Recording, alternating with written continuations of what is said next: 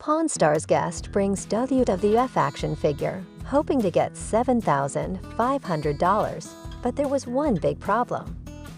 In the heart of Las Vegas, nestled among flashing neon signs and buzzing casinos, sits one of the most recognizable pawn shops in America, the world-famous gold and silver pawn shop.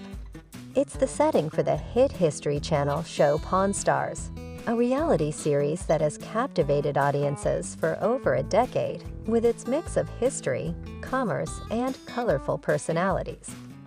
The shop, run by Rick Harrison and his sometimes irascible father, Richard Old Man Harrison, along with longtime employee Corey Big Hoss Harrison, is a place where anything can walk through the door, from vintage guitars and rare coins to bizarre collectibles and historical artifacts. One particularly memorable episode featured a guest who walked into the shop carrying what he believed was a golden ticket, a rare WWF, now WWE action figure from the early 1980s.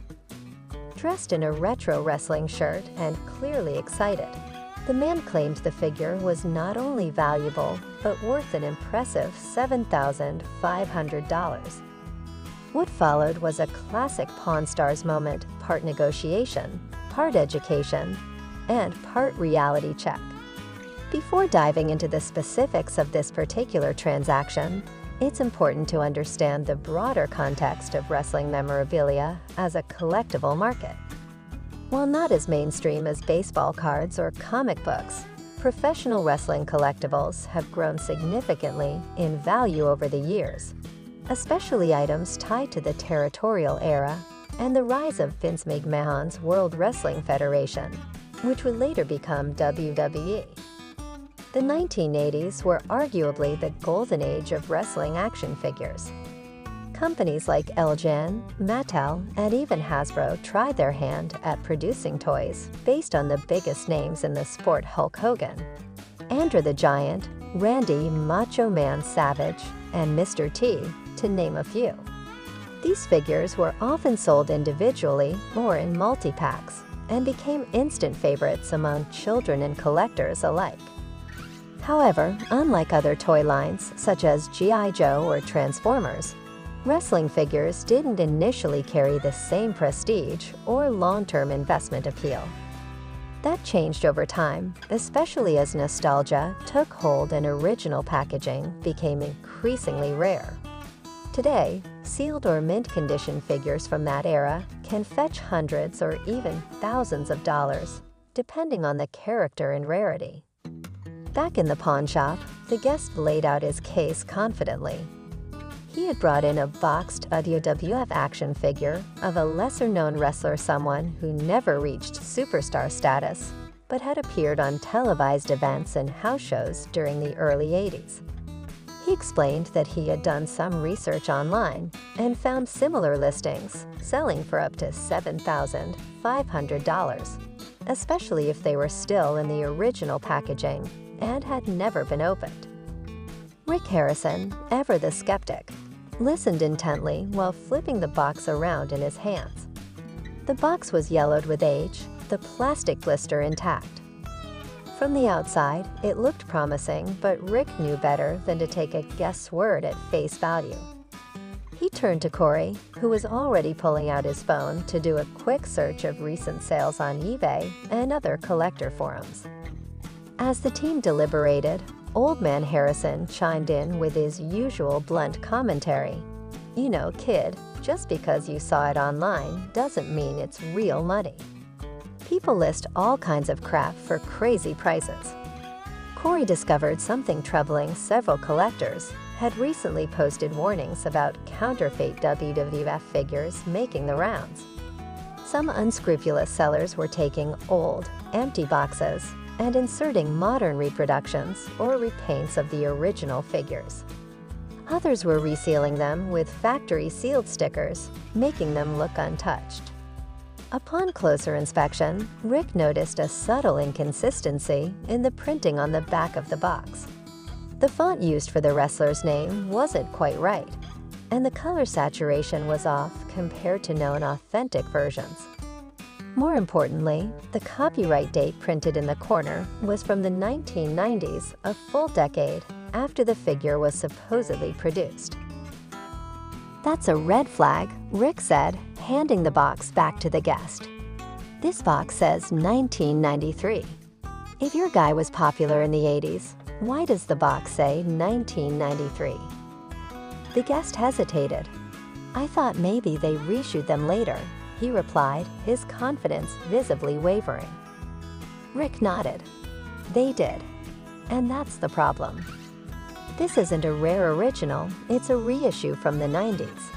Those aren't worth nearly as much." At this point, the mood shifted slightly. The guest had clearly come and expecting to strike gold, and now he was faced with the possibility that his prized possession might not be as valuable as he'd hoped. Rick, ever the educator, took a moment to explain the difference between original releases and reshoots. "In collecting, timing matters a lot," Rick said. "If something came out in the 80s and stayed on shelves for a short time, it becomes more valuable because fewer people bought them. If they re-released it 10 years later, that means more copies exist today, which drives the price down." He also pointed out that the condition of the box played a major role in valuation. Even if the figure was original, if the box was damaged or missing parts, the value could plummet. Sealed boxes were ideal, but authenticity always came first. Old Man Harrison added, "And don't forget, half the people listing stuff online are just blowing smoke. They put high prices to see if they can sucker someone in." After some back and forth, Corey pulled up a recent completed sale of a similar figure original from the 1980s in near-mint condition. It had sold for $450. Another reissue from the 90s sold for just $45. "That's the difference," Rick said. "Originals hold value. Reshoots, not so much." He then made the guest an offer $75 for the figure and box. The guest, clearly disappointed, asked if there was any way to get more. Rick shook his head. "Look, I'm not trying to rip you off. I'm giving you a fair price based on what this is actually worth. If you want to keep looking, that's fine, but don't expect to find someone who doesn't know the difference." The guest ultimately declined the offer and left the shop with his figure. As the door closed behind him, Rick shrugged. "He'll learn," he said. "Maybe next time he'll bring something real." This particular episode of Pawn Stars struck a chord with fans for several reasons. First, it highlighted the importance of due diligence when buying or selling collectibles. In an age where anyone can list something on eBay or Facebook Marketplace, buyers need to be cautious and informed. Second, it showcased the educational aspect of the show. While many viewers tune in for the drama and personality-driven interactions, episodes like this serve as mini lessons in collecting, history, and critical thinking. Finally, it reminded everyone that nostalgia can cloud judgment. Many collectors fall in love with the idea of owning a piece of their childhood, but sentimentality doesn't always translate to monetary value. Authenticity, rarity, and condition are what truly matter in the world of collectibles. The story of the WWF action figure also speaks to a larger trend in the collectibles market: the rise of online misinformation and the increasing difficulty of distinguishing genuine items from fakes. With the proliferation of auction sites, social media groups, and YouTube tutorials, more people than ever before are getting into collecting. But that also means more opportunities for fraud, misrepresentation, and inflated expectations. Rick and the team at the pawn shop often find themselves playing the role of mythbuster, correcting misconceptions, and helping guests understand the real-world value of their items. Whether it's a Civil War sword, a vintage poster, or a rare coin, the process remains the same. Inspect, research, evaluate, and negotiate. The guest who brought in the WWF action figure likely left the shop feeling deflated. But in truth, he received something far more valuable than $75, a hard lesson in collecting, and a reminder that not everything that looks rare actually is. For Pawn Stars fans, moments like these are what make the show enduringly popular.